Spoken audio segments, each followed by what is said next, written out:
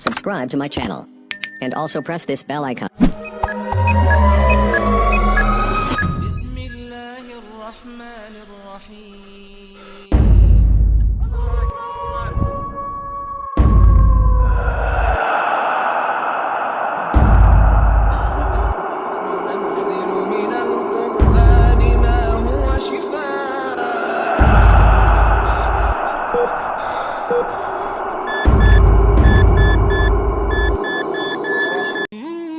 Bismillahirrahmanirrahim. Assalamualaikum warahmatullahi wabarakatuh. Alhamdulillah, syukur pada Allah Subhanahu wa taala.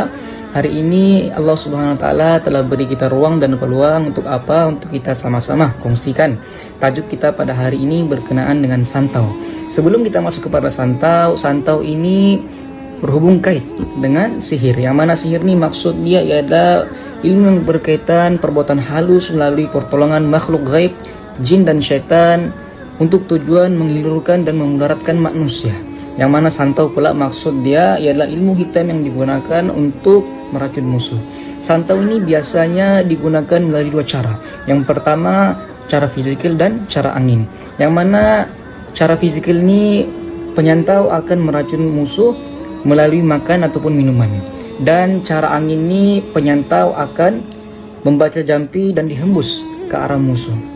Ini terdapat beberapa contoh amalan santau yang masih diamalkan oleh masyarakat kita pada hari ini. Antaranya ialah santau angin, santau makan dan minum, santau tujuh, santau langka, dan santau batu.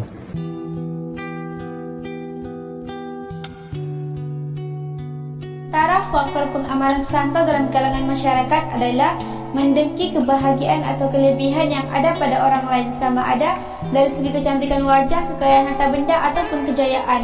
Contohnya, seseorang itu cemburu melihat wajah kawannya yang cantik hanya kerana kawannya itu ramai peminat, dia merasa down dan rasa tersisih. Padahal semua ciptaan Allah itu cantik dan indah, cuma kita yang kurang bersyukur. Seterusnya, seseorang itu tidak bersyukur dengan rezeki yang Allah bagi. Dia cemburu dengan kemewahan harta kawan dia. Dia cemburu melihat rumah dan kereta kawannya lebih mewah daripada dia. Dia merasa tercabar dengan kemewahan tersebut. Seterusnya lagi, seseorang itu cemburu dengan kejayaan orang lain. Seseorang itu cemburu melihat kecemerlangan kawan dia, sama ada dari segi pekerjaan atau pembelajaran. Sepatutnya kejayaan orang lain kita jadikan sebagai pembakar semangat untuk kita maju seperti dia. Namun kerana sifat iri hati yang ada dalam diri, perasaan itu menjadi sebaliknya. Seterusnya adalah seseorang itu tidak mempunyai iman yang teguh untuk berpegang pada ajaran akidah Islam. Dia merasa Allah tidak adil terhadap dirinya kerana kehidupannya tidak sama seperti orang lain. Contohnya, dia mempersoalkan takdir, kenapa kehidupannya seperti ini dan kenapa kehidupan orang lain lebih bahagia daripada kehidupan dia. Dia tidak bersyukur dengan nikmat yang Allah bagi. Banyak lagi nikmat yang perlu kita syukuri, seperti nikmat berjalan, nikmat bernafas, dan nikmat makan. Tapi hanya kerana dia seuzon terhadap Allah, keimanannya terhadap rukun iman makin pudar, sehingga mempengaruhi dia untuk melakukan perkara mungkar seperti mempelajari ilmu santau untuk memuaskan diri dan memudaratkan orang lain. Sifat-sifat seperti berikut terlahir daripada sifat-sifat mazmumah. Asbab tidak berpuas hati, seorang itu sanggup melakukan santau untuk menjatuhkan orang lain. A'udzu billahi minasyaitonir rajim. Qul la ya'lamu man fis samawati wal ardil ghaiba illallah.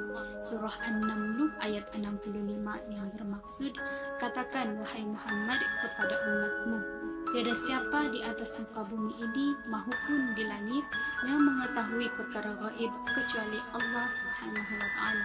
Malah Nabi sallallahu alaihi wasallam juga telah bersabda yang berbunyi, sesiapa yang menemui tukang tindik atau tenung lalu mempercayai dengan ramalannya atau gaibnya, maka ia telah kufur dengan apa yang diturunkan ke atas Nabi sallallahu alaihi wasallam.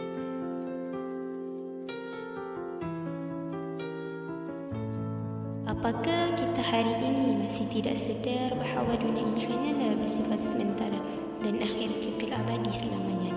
Namun hari ini kita sanggup menghalalkan apa yang haram demi memuaskan hawa nafsu. Jelaslah bahawa amalan santau ini sangat ditentang oleh agama merosakkan akidah seseorang. Sebagaimana nasihat Luqman Al-Hakim kepada anaknya yang berfirman, وَإِذْ قَالَ لُقْمَانُ لِابْنِهِ وَهُوَ يَعِظُهُ يَا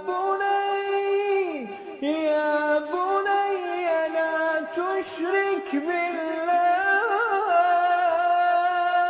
إِنَّ الشِّرْكَ لَظُلْمٌ عَظِيمٌ. Oleh itu, saya mengajak kepada Anda semua untuk bersama-sama muhasabah diri dan mendekatkan diri kepada Allah agar tidak mendatangkan kemurkaannya. Pikir dahulu sebelum bertindak, balasan di dunia tidak standing dengan azab di akhirat kelak. Di dunia ini kita dapat melarikan diri daripada manusia, namun di akhirat kita akan dipersoal di padang mahsyar. Sekian saja daripada kami. Segala yang baik itu datangnya daripada Allah dan segala yang buruk itu datangnya daripada diri kami sendiri. Sekian. Assalamualaikum warahmatullahi wabarakatuh.